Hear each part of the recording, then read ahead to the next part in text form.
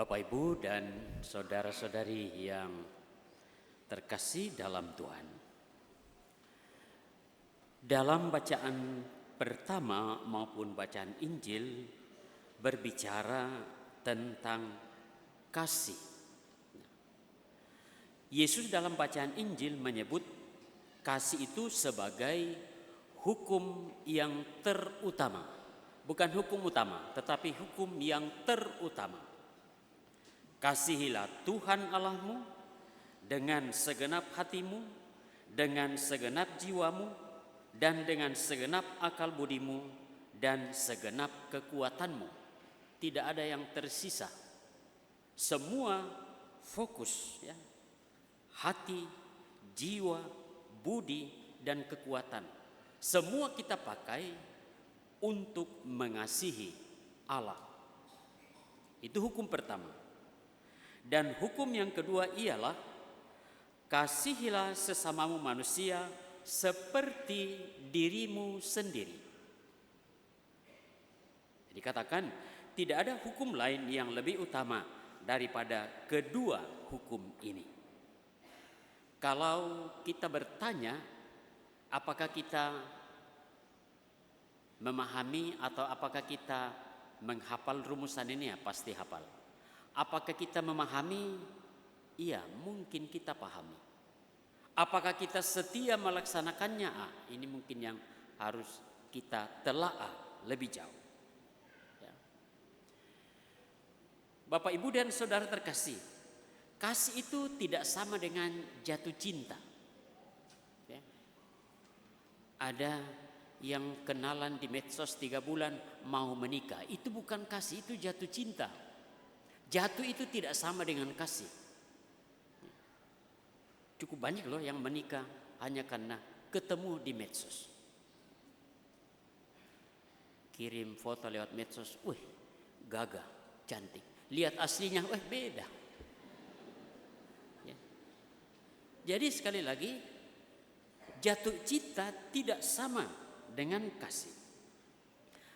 Kalau tanya apa itu jatuh cinta? Ada yang mau menjawab? Malu-malu menjawab. Jatuh cinta itu adalah ketertarikan seseorang kepada seseorang yang lain. Bisa juga jatuh cinta itu ketertarikan seseorang pada suatu benda atau situasi tertentu.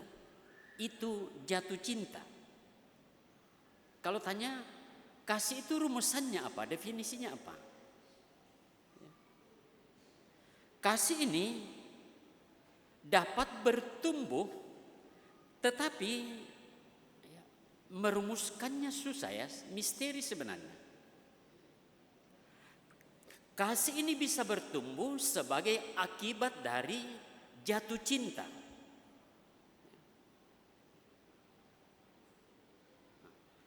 Oleh karena itu, Bapak, Ibu, dan saudara terkasih, perlu kita resapkan lebih jauh. Kalau kasih itu adalah suatu misteri, oleh sebab itu kasih ini hanya bisa dirumuskan, hanya bisa didefinisikan secara pribadi dalam relasi baik dengan Tuhan maupun dengan sesama, juga dengan diri sendiri. Kita bisa mengatakan demikian. Kasih adalah kemauan untuk memberikan diri sendiri dengan maksud untuk memelihara pertumbuhan rohani diri sendiri dan juga pertumbuhan rohani orang lain. Ya. Ini tidak bisa dipisahkan. Relasi hubungan dengan Tuhan, hubungan dengan diri, dan juga hubungan dengan orang lain. Nah, di dalamnya ada beberapa hal yang harus diperhatikan. Di dalamnya ada tujuan mengasihi. Tujuan mengasihi adalah pertumbuhan rohani diri dan orang lain dan yang lain. Ya. Ada pertumbuhan rohani. Nah, Mari kita lihat, apakah dalam kasih kita kepada Tuhan dan juga kepada sesama hal ini terjadi. Ada pertumbuhan rohani dalam diri kita dan juga dalam diri yang lain. Entah orang lain, juga hal-hal yang ada di sekitar kita. Yang kedua, kasih itu juga memberi kesejahteraan pada orang lain secara rohani, menyeluruh dan berkesinambungan. Itu kasih, memberi kesejahteraan. Kesejahteraan bukan sewaktu-waktu, tetapi menyeluruh dan berjalan terus, berkesinambungan. Bapak, Ibu dan Saudara terkasih, pasti tidak ada yang di sini, tapi ada umat kita yang katanya mengasihi Tuhan tetapi tidak berkesinambungan. Hanya 3 kali masuk gereja. Pada saat dibaptis, pada saat menikah, dan pada saat mati. 3 kali masuk gereja. Ya. Kadang-kadang kita tanya,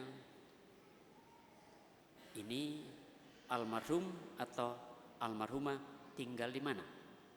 Oh, tinggal di sini. Oh, kayaknya saya tidak pernah lihat ya. Iya pastor, sudah lama tidak masuk gereja. Sekarang baru masuk gereja. Tetapi sudah tidak berjalan sendiri, didorong. Sekali lagi, berkesinambungan, menyeluruh. Di dalam kasih itu juga ada hal di mana kita mengasihi orang, orang itu bertumbuh dan kita juga bertumbuh. Contoh, ada seorang anak yang sebenarnya dia mau pergi untuk kuliah di kota lain. Sementara orang tuanya tidak ada yang mendampingi, tidak ada yang menyertai. Padahal sang anak ini berpikir bahwa dia akan pergi kuliah supaya boleh berhasil dan kemudian bisa membangun, memperhatikan keluarga. Lalu orang tua mengatakan, siapa yang menjaga saya kalau kamu pergi? Ya memang betul juga. Lalu memang ada keputusan di anak ini, kemudian tidak melanjutkan kuliah, lalu tinggal menjaga orang tua. Di satu pihak, anak ini memang mengasihi orang tua, tetapi di lain pihak sebenarnya dia kurang dalam mengasihi diri sendiri. Dia mengabaikan sesuatu bagi dirinya untuk berkembang, untuk bertumbuh, walaupun dia mengorbankan itu dalam diri orang tua. Memang dia mengasihi diri sendiri lebih kuat, tetapi kurang mengasihi orang lain. Ini terbalik ya. Memang ini perjuangan untuk menyeimbangkan dua hal ini. Mengasihi orang lain seperti mengasihi diri sendiri. Sangat banyak terjadi bahwa kita mengorbankan kasih untuk diri sendiri dengan mengasihi yang lain. Tetapi tadi dalam bagian pembukaan perlu dirumuskan dengan baik. Kita tidak mungkin mengasihi orang lebih baik kalau kita tidak mengasihi diri sendiri. Memang ini harus direnungkan supaya kita tidak jatuh pada egois memperhatikan diri sendiri. Tetapi rumusan ini mau mengajak kita supaya baik sebagai pribadi yang tentu saja terus menjaga hubungan dengan Allah. Perjalanan kasih ini bertumbuh dengan baik, berkesinambungan, dan dalam kekuatan pertumbuhan kasih yang berkesinambungan ini, di sanalah akan muncul kekuatan-kekuatan untuk juga membangun kasih dengan sesama.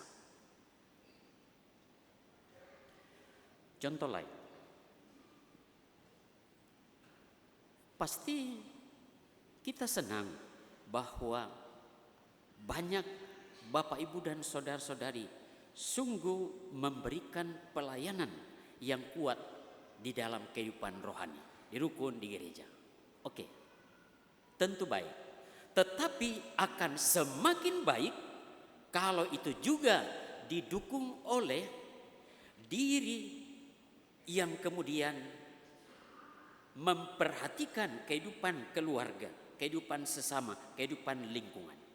Ini juga harus mendapatkan keseimbangan yang baik di dalam kehidupan kita, supaya segi-segi ini tidak ada yang terlupakan.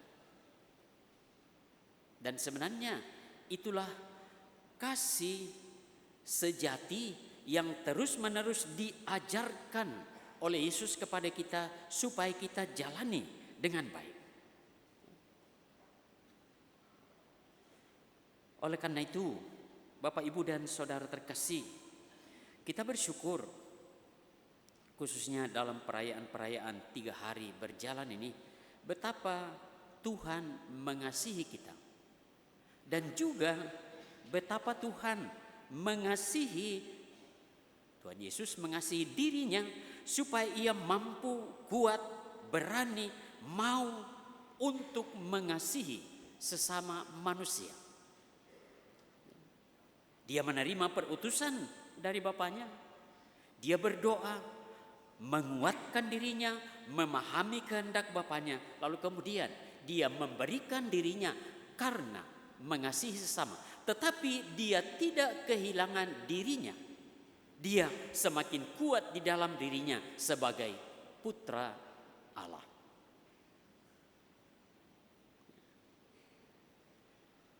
Oleh karena itu, Bapak, Ibu, dan saudara terkasih, saya mengajak kita untuk sungguh-sungguh teliti, merefleksikan dengan baik, dengan sadar, dengan utuh warta-warta tentang kasih yang disampaikan oleh dunia yang canggih ini di dalam kehidupan kita setiap hari. Sangat banyak rumusan-rumusan tentang cinta, tentang kasih di dalam medsos itu.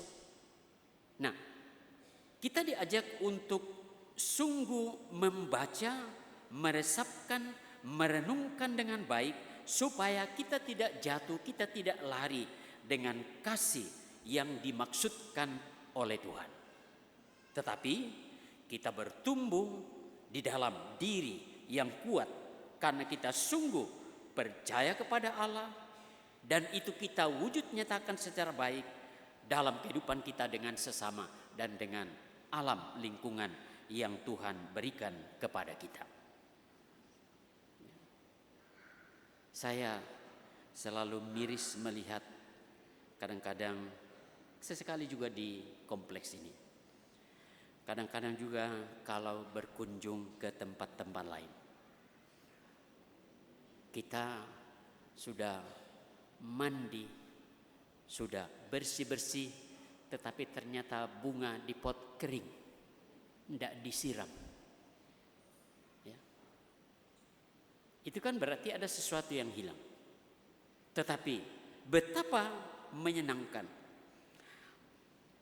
anak-anak kita semua bersih, sehat, lingkungan bersih, bunga-bunga juga yang ada di sekitar rumah segar, semua diperhatikan dalam keutuhan kasih dari Allah untuk diri dan untuk sesama.